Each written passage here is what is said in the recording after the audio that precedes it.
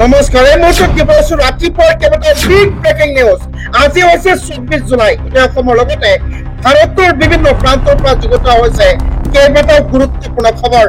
ৰাজ্যৰ লাখ লাখ উচ্ছাসিত আৰু মুছলমানসকলৰ বাবে এটা বহুতে জৰুৰী খবৰ, কাৰণ মুখ্যমন্ত্ৰী হিমন্ত বিশ্ব শৰ্মাই কৰিছে এক বিস্ফোৰণ মন্তব্য। আমাৰ অসমত আছে 1 কোটি বাংলাদেশী। হয়, অসমৰ মাটিতেই 1 কোটিতকৈ অধিক বাংলাদেশী আছে বুলি মুখ্যমন্ত্ৰী হিমন্ত বিশ্ব শৰ্মাই কৈছে আৰু প্ৰমাণ সহকাৰে দেখাবলৈ যত্ন কৰিছে। ভিডিঅ'টি অলপ স্কিপ নকৰাকৈ শেষলৈকে চাব। লগতে আপুনি এনেবোৰ বাবাতৰি পাই থাকিব হলে এই চেনেলটো নিশ্চয় ছাবস্ক্ৰাইব কৰিব। অসমত আছে 1 কোটি বাংলাদেশী, 3% আছে খিলঞ্জীয়া মুছলমান। খিলঞ্জীয়া মুছলমান মাত্ৰ 3% আছে, বাকী 1 কোটিৰো অধিক বাংলাদেশী আছে আমাৰ অসমৰ মাটিত। উচ্ছেদৰ মাজতে প্ৰব্ৰজনকাৰী মুছলমানক লৈ মুখ্যমন্ত্ৰী হিমন্ত বিশ্ব শৰ্মাৰ ডাঙৰ ঘোষণা। উচ্ছেদৰ মাজতে প্ৰব্ৰজনকাৰী মুছলমানক লৈ মুখ্যমন্ত্ৰী হিমন্ত বিশ্ব শৰ্মাই কৰিছে এক ডাঙৰ ঘোষণা।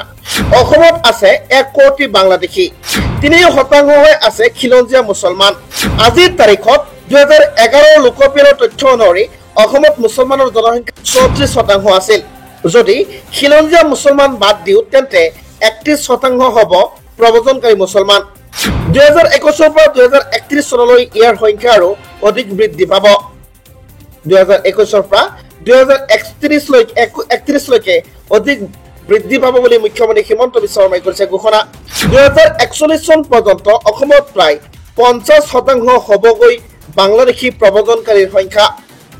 উচ্ছেদৰ মাজতে প্ৰব্ৰজনকাৰীৰ মুছলমানক লৈ মুখ্যমন্ত্ৰী হিমন্ত বিশ্ব শৰ্মাৰ এনে বিস্ফোৰণ মন্তব্য। অসমত 1 কোটি মুছলমান আছে, 1 কোটি বাংলাদেশী আছে বুলি মন্তব্য মুখ্যমন্ত্ৰী হিমন্ত বিশ্ব শৰ্মাৰ। মাত্ৰ 3% খিলঞ্জীয়া আছে আমাৰ অসমত। খিলঞ্জীয়াসকলক বন্দুকৰ অনুজ্ঞাপত্ৰ দিয়াক লৈ মুখ্যমন্ত্ৰী হিমন্ত বিশ্ব শৰ্মাই কৰিছিল এক ডাঙৰ ঘোষণা, আৰু ইয়াক লৈ আজি আৰু এক নতুন ঘোষণা কৰিছে। কেনেকৈ লাভ কৰিব এই বন্দুকৰ অনুজ্ঞাপত্ৰ, কোনসকল ব্যক্তিক দিয়া হ'ব এই অনুজ্ঞাপত্ৰ, মুছলমান খিলঞ্জীয়াসকলেও লাভ কৰিব নেকি অনুজ্ঞাপত্ৰ, সবিশেষ আপোনালোকে জানক আজিৰ এই ভিডিঅ'টোৰ জৰিয়তে। অলপ স্কিপ নকৰাকৈ শেষলৈকে চাই থাকিব। আবেদন কৰিলেই লাভ কৰিব মাৰণাস্ত্ৰ।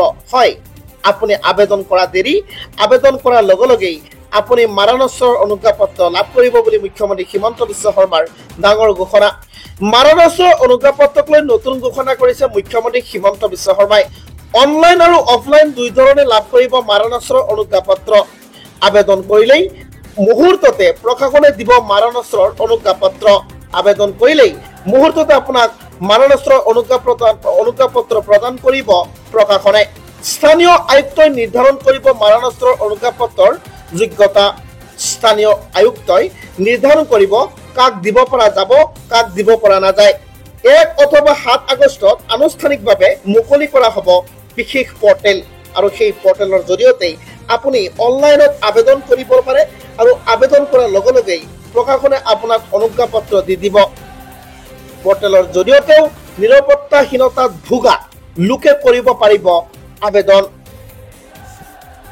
যোগ্য অনুসৰি প্ৰতিগৰাকী লোকক অনুজ্ঞাপত্ৰ দিয়াৰ ঘোষণা কৰিছে মুখ্যমন্ত্ৰী হিমন্ত বিশ্ব শৰ্মাই। যোগ্যতা হ'ব লাগিব। প্ৰতিগৰাকী খিলঞ্জীয়াক অনুজ্ঞাপত্ৰ দিয়াৰ সিদ্ধান্ত ৰাজ্য চৰকাৰৰ। মাৰণাস্ত্ৰৰ অনুজ্ঞাপত্ৰক লৈ এক নতুন ঘোষণা কৰিছে মুখ্যমন্ত্ৰী হিমন্ত বিশ্ব শৰ্মাই।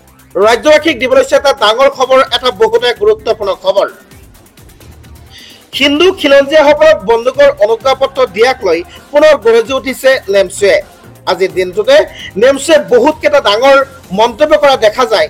আপুনি প্ৰকৃত মুছলমান হলে ভিডিঅ'টি অলপ স্কিপ নকৰাকৈ শেষলৈকে চাই থাকিব। খিলঞ্জীয়াক অনুজ্ঞাপত্ৰ দিয়াৰ বিৰুদ্ধে গৰজি উঠিছে এইবাৰ নেমচুৱে। চাকৰি, সংস্থাপন, মৰম চেনেহ নিদি এইবোৰ দিয়াৰ চিন্তা কিয় কৰিছে হিমন্ত বিশ্ব শৰ্মাই? ৰাজ্যখনত চাকৰি নাই, বহুত মানুহ সংস্থাপনৰ অভাৱত আছে, মৰম চেনেহৰ অভাৱত আছে। সেইবিলাক নকৰি কিনে মুখ্যমন্ত্ৰী হিমন্ত বিশ্ব শৰ্মাই খিলঞ্জীয়াসকলক বন্দুকৰ অনুজ্ঞাপত্ৰ দি আছে। ইয়াৰ জৰিয়তে এটা কথা বুজিব পৰা গ'ল, হিন্দুসকল কোনো পৰ্যায়ে আমাৰ অসমত ছেফ নহয়। ভেদাভেদৰ ৰাজনীতি এৰি উন্নয়নৰ ব্যৱস্থা কৰক বুলিও নেমচুৰ নেতাগৰাকীৰ মন্তব্য। খিলঞ্জীয়াক মাৰাণসৰ অনুজ্ঞাপত্ৰ দিয়াৰ বিৰুদ্ধে এবাৰ গৰজি উঠিছে নেমছো। চাকৰি সংস্থাপন মৰম চেনেহ নিদি এইবোৰ দিয়াৰ চিন্তা কিয় কৰিছে হিমন্ত বিশ্ব শৰ্মাই বুলি প্ৰশ্ন কৰিছে। ধৰ্মৰ ভেদাভেদৰ ৰাজনীতি এৰি উন্নয়নৰ ব্যৱস্থা কৰক বুলিও মন্তব্য। আহক আমি একেলগে অসমখন আগুৱাই লৈ যাওঁ। আমিও কৈছো 1971ৰ 25 মাৰ্চৰ পূৰ্বে অহা লোকক সংস্থাপন দিয়ক। 71ৰ পাছত অহা লোকক বাহিৰ কৰাত আমাৰো কোনো আপত্তি নাই। আমি মুখ্যমন্ত্ৰীৰ লগত আছো, কিন্তু মাংসৰ ৰাজনীতিও বন্ধ কৰিব লাগে হিমন্ত বিশ্ব শৰ্মাই। নেমচুৰ সভাপতি বদৰুল ইছলামৰ এনে ডাঙৰ মন্তব্য।